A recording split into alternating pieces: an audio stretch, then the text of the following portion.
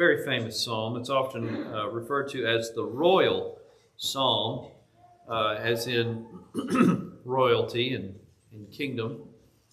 It's King David at the end of his life.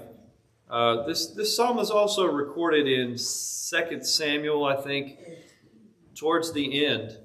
And one chapter after this psalm, it starts off, "These be the last words of David." So this is close to the end of David's life. He's looking back on things. And as we started in this psalm, I just told you that it's probably a providential that we're here at the beginning of a year, looking back on the old year and taking stock of what the Lord has done for us and what worked and what didn't work. It's probably a good idea to do that around the time of a new year. And if you haven't done that, you ought to do that periodically. It's a good exercise. So David is coming to the end of his life. He's an old man. He died when he was 70. That's looking younger and younger all the time. I used to say that's old, but 70 seems pretty spry and young. You know, especially since I got down here to Grady County. People live well into their 90s. It seems like everybody down here is pushing 90 that's old. So I won't say he was an old man. I'll say he was 70 when he died. But he'd lived such a full life. He'd packed in more in those years than most people could pack in 100 years. He had been walking with the Lord since he was a young teenager. He'd had ups and downs and made mistakes, made bad mistakes, big mistakes, life-altering mistakes, mistakes that impacted other people's lives and the lives of an entire nation of people. That's a big mistake. So if you're thinking, well, this is David and really it's David, you know, Brother John, I mean, we can't really relate to King David. Oh yeah, you could relate to King David. And I think that's why God includes his life story in this book. It's because the account of David's life is one that everyone can relate to. I think boys and girls and old men and young men, people with families and people without families, there is something you can relate to in the life of David. And I'm particularly interested in one instance, which we've already referred to and tied to this psalm, but we're going to go in a little bit more detail today. So he says, "I will love thee, O Lord, my strength. The Lord is my rock and my fortress and my deliverer, my God, my strength. In whom will I trust? My buckler and the horn of my salvation, my high tower. I will call upon the Lord, who is worthy to be praised. So shall I be saved from my enemies. The sorrows of death compassed me, and the floods of ungodly men made me afraid. The sorrows of hell compassed me about, and the snares of death prevented me." And last time we tried to comment on the fact that, you know, he had been threatened with death for years. Saul had tried to kill him, we know, at least 3 times. Tried to literally assassinate him and kill him. He had, of course, been in lots of battles before. He had been not only threatened with death, but also faced death as a very real possibility, as every warrior does when they go out to battle. But him being at the forefront of his armies, he never led from behind. That was foreign to David. He was always out in front. And so he's in a dangerous, dangerous position. Of course, the Lord always protected him. But still, the threat of death was still very real for him. And I don't think there's a lot of things that people are afraid of, and there's a lot of things that people are threatened with. But I think ultimately, perhaps that might be some of our biggest fears. And David says he's very real about it. He says, "The sorrows of death compassed me about." They surrounded me. They consumed my mind. This is not hyperbole. This is someone who's actually been there. And he says, in my distress, and we read this last time, "I called upon the Lord and cried unto my God, and he heard my voice out of his temple, and my cry came before him, even into his ears." Notice that he says, in my distress, I called upon the Lord. You ought to have a pretty healthy prayer life. There's just really 4, I think, components to a healthy spiritual life. They're not very complicated. but you'll spend the rest of your life trying to accomplish them and stay faithful to them. Reading the Scriptures is one of them on your own and by yourself and with yourself and to yourself. You cannot rely on the preacher to explain to you the Bible once a week and expect yourself to be spiritually nourished. It has to be an individual effort and a private effort between you and God. That's how the Lord speaks to us. I just wish God would speak to me. Well, He does. He will if you'll listen. And by listening, I mean open the book and read it. And He'll guide you to the answers you're looking for. It's just the way it works. Pretty simple. The other component, of course, is prayer. That you've got to have a pretty healthy prayer life. You've got to have a pretty healthy worship life. You've got to actually come to the house of God, participate in worship. I think if you do those things, you'll probably be spiritually nourished and pretty healthy. David has a pretty good prayer life. The Bible does tell us in other places in the Psalms that David said, when I call you to mind in the night watches. In other words, I am praying at night. There were night watches.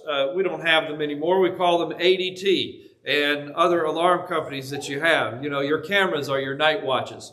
But there were actual night watchmen that would go out in the night, and they would their whole job was just keep an eye on things, make sure nobody's breaking in anywhere, make sure nobody's doing anything they're not supposed to do.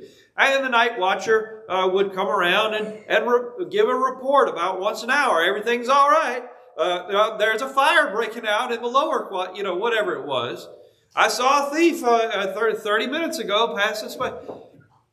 David says, in the middle of the night watches, when there is night watchmen on duty because everybody else is asleep and there is no light burning anywhere, in the night watches will I call out unto thee.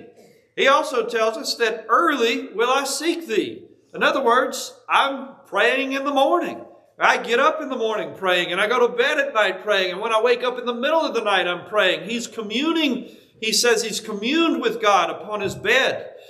Some of the sweetest prayers that I've ever had is when the Lord just rocks me to sleep in His love while I'm talking to Him and speaking to Him and trying to pray. I used to get ashamed of myself because I'd fall asleep in the middle of a prayer. But what better way is there to fall asleep than to be in the presence of God and speaking to God and have Him soothe your soul right on into sleep? There's no better way to fall asleep in the world. So a lot of times that's the way I do fall asleep. It's a great way to fall asleep. But it's also a great way to wake up. It's a great way to walk through the day. It's a great way just to be. It's just to have constant communion with the Lord. And I know we're busy and we have things to do and we can't really focus on the Lord all the time. But there are moments in the day where our mind is idle and we choose what we can put into that mind and what we can put in our heart and where we can go with our thoughts. David said he had determined that he was going to, when he woke up in the middle of the night, the first thing he's going to do is talk to the Lord. When he woke up in the morning and starting the day, early will I seek thee. Seeking is a thing that he had determined to do. It's not an accident. He's saying, I will seek thee. And in the night watches, and he's going to commune with the Lord upon his bed as he falls asleep. He's determined. He's going to think and talk and speak with the Lord and have communion with Him. But this is different. This is not, I'm at home asleep in my bed. This is, he says, in my distress. I told you about my love of documentaries and learning about psychology. I love it. I did a great, it was great to me. I don't know if it'd be great to anybody else, but I did a study on sleep one time. It's mysterious. Scientists still can't figure out what happens when we sleep. It's an amazing thing. I was just fascinated by it. Spent years studying sleep. Why? It just seems like such a waste of time to me. We just got to shut it completely down for 10 hours out of the 24 or 8 or 6 or however many you get. It just seems like such a waste of time. Why do we have to do it, Lord? Why can't we just stay awake? But we have to. Your body will shut you down if you stay up long enough. It's been proven in experiments over and over and over again. It's just you need sleep just like you need water and food and shelter. It's a human need. It's a need for any warm-blooded creature. But I've also studied stress. And stress, great documentary on stress, is called Stress, the Silent Killer. I think the Discovery Channel did it about 20 years ago. Fascinating. They studied a troop of baboons in Africa.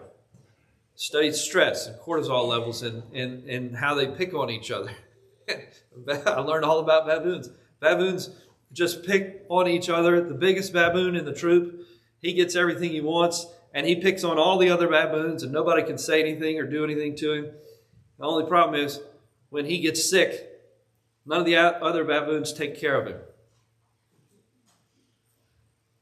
And he dies. The other baboons get the same sickness, but they take care of each other. It turns out that they started studying, well, why is that? It's because they had high stress levels because the big baboon's picking on them. But the way to alleviate that high stress level was communion with each other and service to each other and taking care of each other. And then, of course, they translated that over to humans, and they studied a group of humans over in England, and they found out the same thing. The big boss is picking on the employees, but the boss doesn't have anybody to take care of him, so he usually dies of a heart attack or an aneurysm or some stress-related thing, and while the rest of the workers get together and have softball games on the weekends. And I just thought, wow, the Lord really does know what He's doing. To build an organization on this planet where people can come and have fellowship with one another because He knows that we're all going to face stress and be in stressful situations, and told us to take care of one another. And if we love each other, if we love Him, we ought to love each other. Given us a place where we can have communion with each other. And no big baboon or boss is in charge here. It's going to pick on us, push us around, tell us what to do, stress us out. We're all just part of the same thing. I just thought how necessary. Doesn't the Lord know what He's doing? And look at how He's protected His children. Given them the church. For no other reason should you belong to a church body, is it'll make you live longer. It'll relieve the stress that you have, communion with your brothers and sisters, being able to take care of them and have them take care of you, spiritually, emotionally, perhaps even physically. It's a great stress reliever. I remember Sister Amanda and I, we never talked about it. We didn't say anything to anybody. But this is the reality. 20 years ago, I moved down here with a wife that was pregnant with twins with no job. No way to provide for a family. No money. And really no communion with anyone because we didn't know anyone. Certainly an act of faith on both of our parts. And what was amazing to me is we have the children. You know the story. They're premature. Spent a month in the NICU in Macon. Worst time for both of us. It's the joy and the sorrow. But then the doctor tells us, you can't have anyone come into your house when you get home because it's RSV season, and if they get RSV, they'll die. So you can't have anyone come in. Your family's included. And so no strangers can come in your house, just you and your wife, and we're going to keep you in quarantine for 6 months. And do you know what this little church did? If you weren't here, you didn't know it, but one of the happiest, most refreshing thoughts that I have about that time is seeing each of you show up at the back door with something to eat. And even went so far as to prepare it in disposable containers so that we didn't have to worry about washing dishes or anything like that. And you would bring us food and check on us and see if there was anything else that you could do for us while you're staying there at the back door in Calvary, Georgia. It was one of the greatest stressful times of our lives, and it was relieved by your service to us. What I'm trying to tell you is, of course, the pastor is supposed to take care of the congregation, and here I was being taken care of by a new congregation that didn't know us and didn't quite We weren't even connected with y'all very much. We just the first year.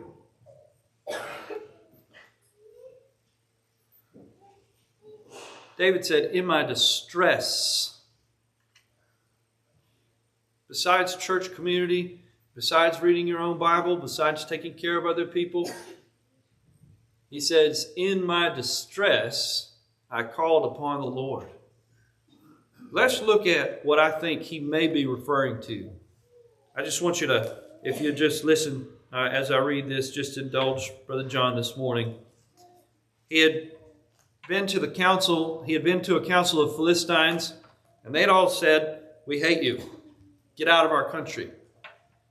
And of course, he was running from Saul and had nowhere else to go, so he basically becomes homeless at this moment. He doesn't have anywhere else to go. And he's leading around a troop of people. And so this is probably quite stressful.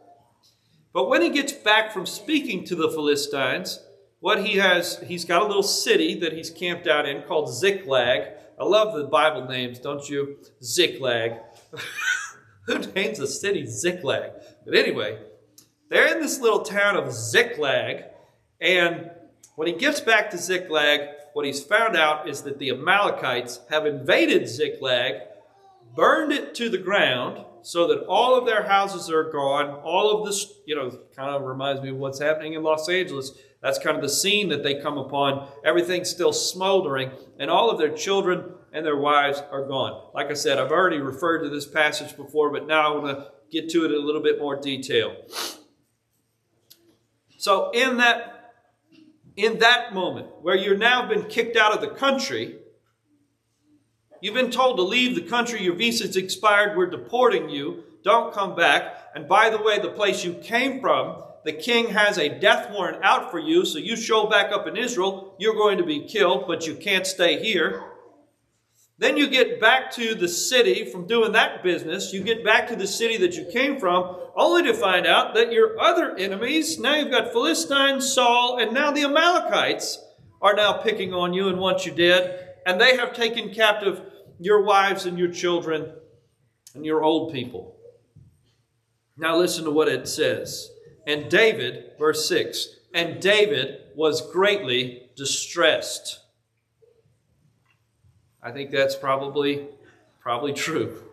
So for anybody who's been stressed out before, for anybody that feels pressed beyond measure, for anybody that feels trapped, for anybody that feels the pressure, and by the way, you don't have to be old and have a job to feel pressure and to feel stressed. Little children are stressed out, man. They carry around loads with them that you just think are insignificant, but my dad told it to me this way one time. He says, everything is relative, son. Emotions are relative.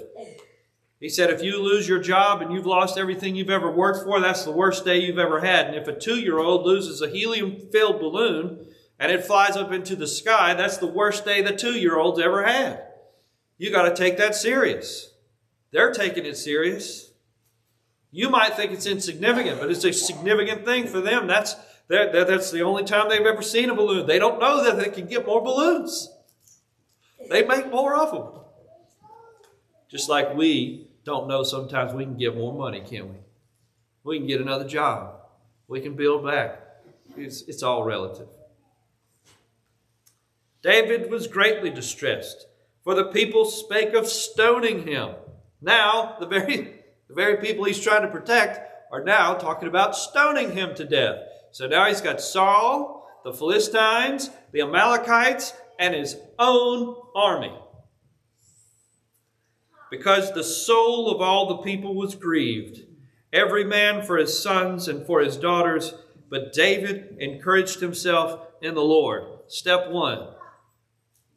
If there is no exterior encouragement to be found, there's always interior encouragement. If you carry the Lord with you, if you have the Lord in your soul, then you can be encouraged in the Lord. You may not be able to be encouraged in your circumstance, but you can take courage in the Lord. So that's what David does. That's where he draws his strength, first of all. And David said to Abiathar, the priest of Ahimelech's son, I pray thee, bring me hither the ephod. And Abiathar brought thither the ephod to David.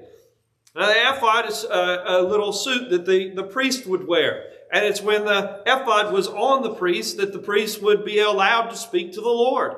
David said, I'll tell you what we're going to do. We're not going to sit here and cry about it. We're not going to sit here and we're not even going to sit here and come up with a plan, guys. I think a lot of times when we're in stress, we try to come up with a solution. We try to come up with a plan, don't we? I know that's how my mind works. If I've got a problem, I want to solve the problem. Just give me step 1, 2, 3, and 4. Let's execute the steps and let's solve the problem. But sometimes that's not really the best plan. And David gives us a great example of what the plan should be. He says, first of all, I'm going to personally encourage myself in the Lord. Second of all, we're not doing anything until I talk to the Lord about it. Bring me the priest. Bring me the priest and let the priest pray with me and for me. You know, that's a great New Testament command. The Bible tells us, is any sick, let him call for the elders of the church and let him lay hands on him, anointing him with oil in the name of the Lord. And the prayer of faith by the prayer of faith shall the sick be healed. Maybe you don't believe in that, but I do. I've seen it happen too many times. I've seen it happen where people don't call for Brother John. Not just Brother John, but I've been around other preachers too, where they don't call for their preacher because they don't want to embarrass them or inconvenience them. Why do y'all think I'm here?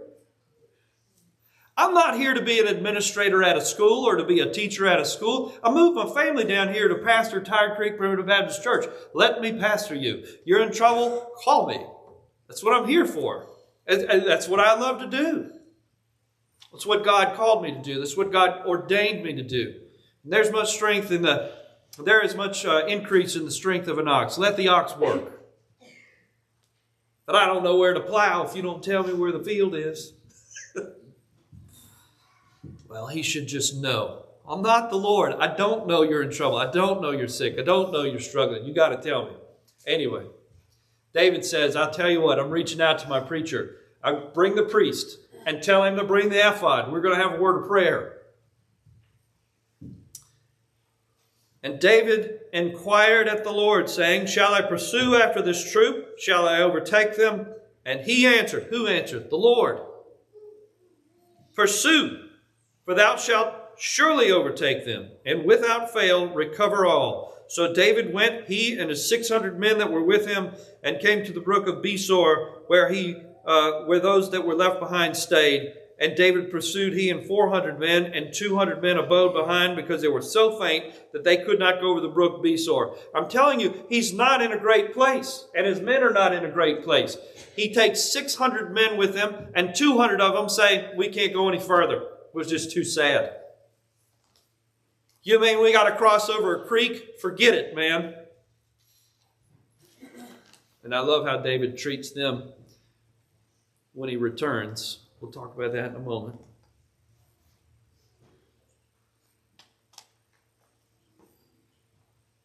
And that's verse 16, and when he had brought him down, before I read verse 16, I forgot this. I think this is a pretty salient point.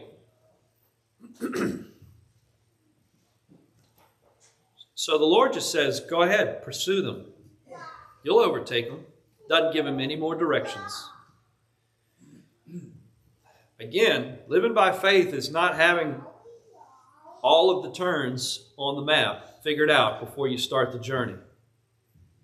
The Lord tells you to do something, you feel impressed to do something, you feel comforted in your soul that you're doing the right thing, you're doing the Lord's will, then just go ahead and do it. You don't have to know all the details. He knows all the details. He won't lead you in the wrong direction. You just keep following him. They just stumble upon an Egyptian who doesn't belong there. They're nowhere near Egypt. There shouldn't be an Egyptian, and he's alone. Just alone in a field, an Egyptian. He hasn't eaten or drank anything for 3 days, he tells them. So they feed him. I love what they feed him. They feed him figs and raisins, plenty of sugar, get his blood sugar back up. These people knew what they were doing. They give him some water, and let him rest a little while, and then they start talking to him. Where'd you come from? Why are you here? You don't belong here. What's going on with you? He says, well, you ever heard of Ziklag? And they say, yeah, we know about Ziklag. Yeah, well, I'm a servant of an army guy in the Amalekites, and we just came from burning Ziklag to the ground. And I got sick, and so he just left me out here to die a couple of days ago. I've been out here for 3 days just waiting to die. Thank God you fellas came along. David says, well, if we keep feeding you, will you show us where the Amalekites are? You think you could lead us to where they were going? He says, oh yeah, I know right where they were going. Follow me. And they put him on a horse, and he leads them right to where these people have now decided that they have gotten away from David far enough that he's no threat, that they've decided to get drunk and have a party and celebrate their great victory over Ziklag. And when he had brought him down, that's the Egyptian, behold, they were spread abroad upon the earth, eating and drinking and dancing, because of all the great spoil that they had taken out of the land of the Philistines and out of the land of Judah. And David smote them from the twilight even unto the evening of the next day. And there escaped not a man of them, save 400 young men, which rode upon camels and fled. And David recovered all that the Amalekites had carried away. And David rescued his 2 wives. And there was nothing lacking to them, neither great nor small, neither sons nor daughter, neither spoil, nor anything that had been taken to them. David recovered all. And David took all the flocks and the herds, which they drave before those other cattle, and said, this is David's spoil. And I won't read any more. But the idea is that you will not get through life without going through stressful circumstances. It will not happen. You're never going to live many days on this planet before some tragedy happens. We live in a sin-cursed earth. We live around sinners who do one thing really well, and that's sin. We all make extremely bad choices and bad mistakes. Our lives are riddled with them. We say things we ought not say to people people we shouldn't say them to. We do things that we shouldn't do. When we should do the right thing, we don't do it. When we shouldn't do the wrong thing, that's the very thing we do. The Apostle Paul said that was the very thing that he did. How to perform that which is good, I find not. Although I want to do the right thing, evil is present with me. There's a law warring within my own soul. So let's just get real with one another and realize that sometimes we're going to deal with self-inflicted stress. Sometimes we're going to deal with exterior stress, but we're going to deal with stress. So you've got to make up your mind in a moment of clarity when there is no stress and there is nothing pressing against you on the outside, and there's nothing pressing outward. When you have a moment of clarity, you've got to come up with some steps on how you're going to deal with life's stressors, whether inflicted, self-inflicted, or non-self-inflicted. And I think David gives us a great pattern here. How about you? First of all, I'm going to encourage myself in the Lord. When I don't have a country, when I don't have a home, when I don't have a city, when I don't have family, when I can't count on my own men, when I can't count on my friends and the people that I've looked out for and sacrificed for. I can't count on any of them, but I can always count on the Lord. I can always count on Him to at least listen to what I'm saying and listen to the cries of my heart. And second of all, I am going to call out to Him. Not only am I just going to dwell in the safety of His presence, but I'm going to talk to Him about what's happening. We're going to come to an agreement about what should happen next. Instead of me telling Him what I'm going to do next and asking Him to bless it, which is the way most of us pray. Lord, I'm about to do this, this, and this. I really need you to bless it. That prayer ought to have been, Lord, I don't know what to do. Will you tell me what to do? Will you show me the way? Will you open the door? Will you shine a light on the spot that I'm supposed to step next? Did you notice David's prayer when he inquired of the Lord? This seems pretty self-explanatory. Someone has stolen everything that you own and burned your house to the ground and stolen your wives and your children, and you know where they are, and you're a warrior, and you have weapons, and you have an army, and you probably can find them. They've only been gone for 3 days. It seems pretty self-explanatory. Go get them back.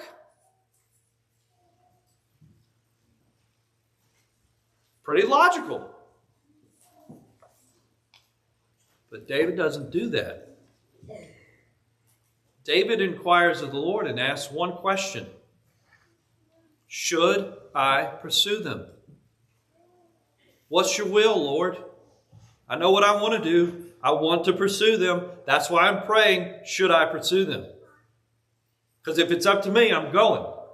But I don't know if I should go or not. Because if I don't have your guidance, if I don't have your strength, if I don't have your providence, if I don't have your care, if I don't have your protection, then I know it's going to be a disaster when I get there. This could get worse. At least everybody's still alive. Should I pursue them?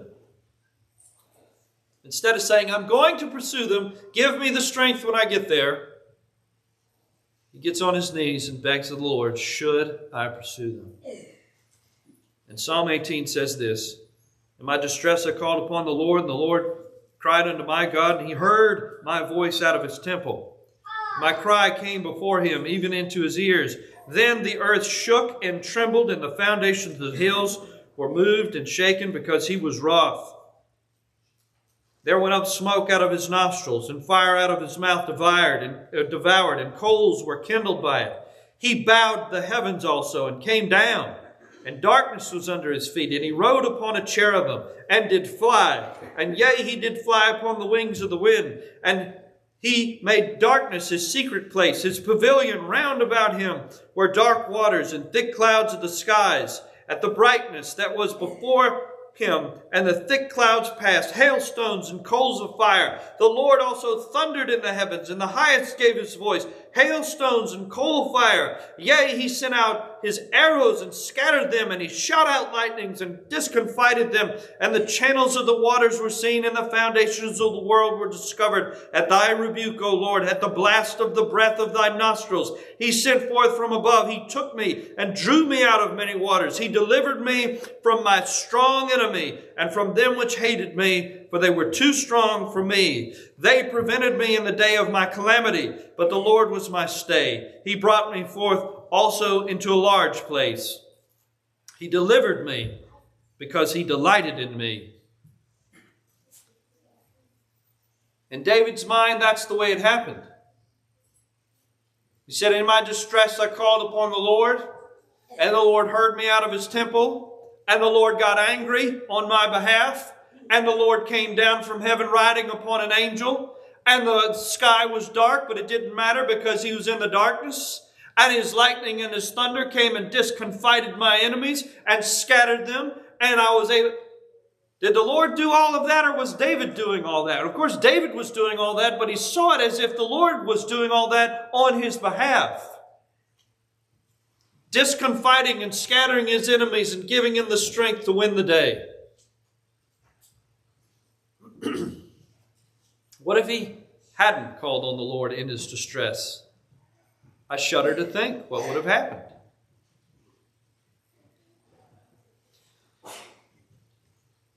You've heard me tell this before. We've just got a few more minutes. If you'll indulge me for about 10 more minutes, then we'll be done.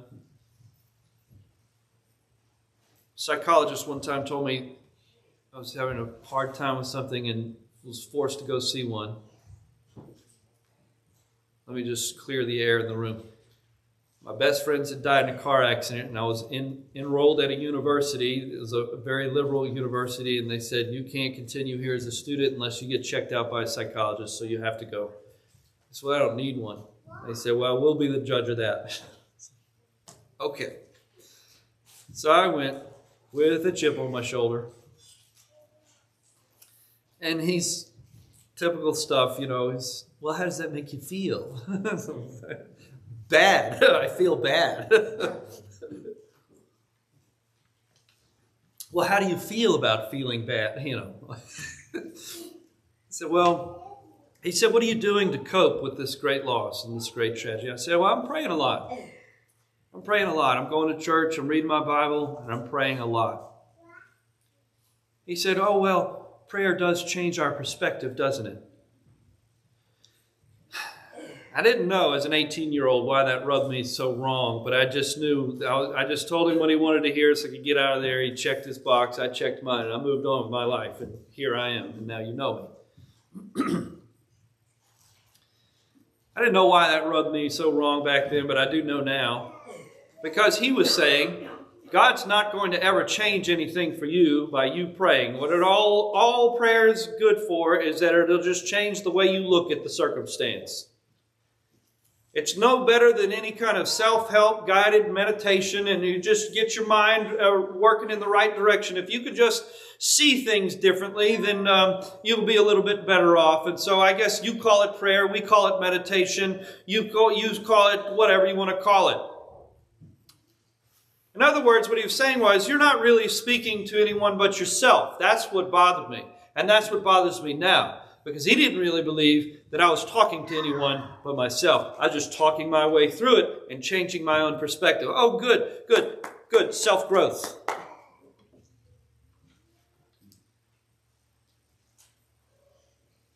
There is a living God in heaven who created the heavens and the earth. He upholds all things by the word of his power. He is not ineffectual. He is the opposite of ineffectual.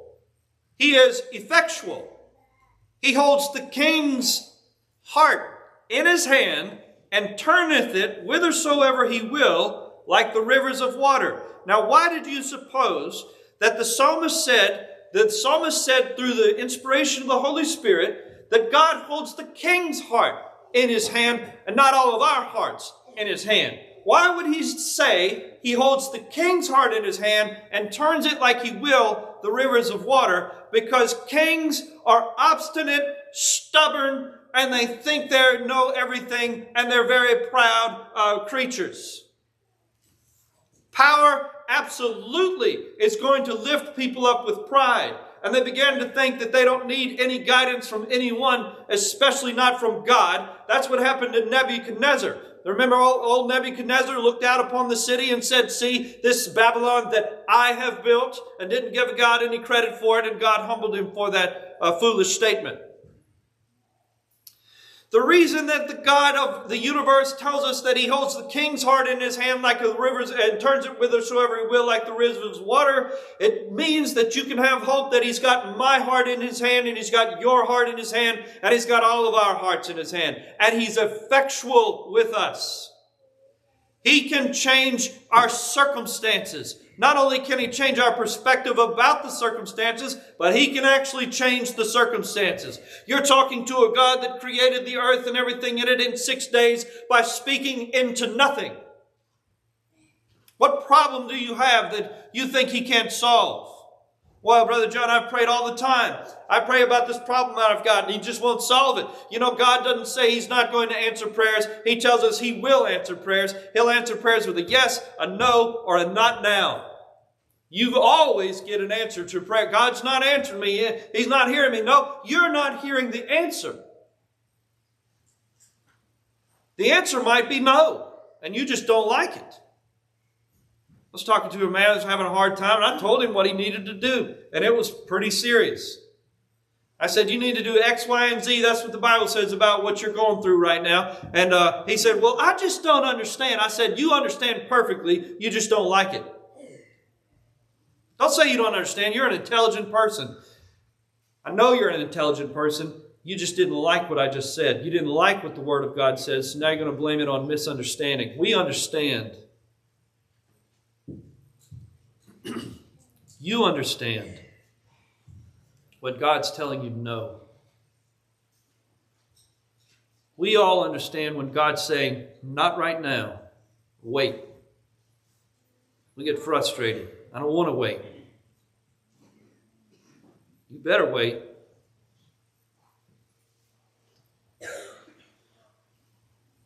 And sometimes we get a yes. The lesson is, that in your distress, you have a powerful ally.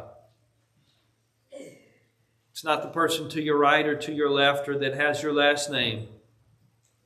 It's certainly not Brother John, although I will pray for you. You call me, I'll bring the ephod.